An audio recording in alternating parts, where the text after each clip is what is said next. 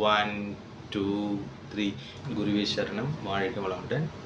நம்ம உடம்பில் இருக்கக்கூடிய வலிகள் ஒரு 5 நிமிடத்தில் குறைவதற்கு, குறிப்பாக கைவலி, கால்வலி, இடுப்பு வலி, மூட்டு வலி, இந்த வலிகளும் குணமாகும், கண் பார்வையும் தெளிவடையும்.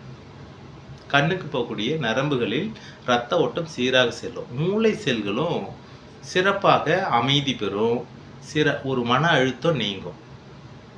கட்டை விரலை மடக்கிக்கோங்க, இங்கே மேலே ஆள்காட்டி விரலை வச்சு அழுத்திக்கோங்க. மிச்சம் 3 விரலையும் நீட்டி பொறுமையாக கையை மூடி திறக்கணும். 1 2 3.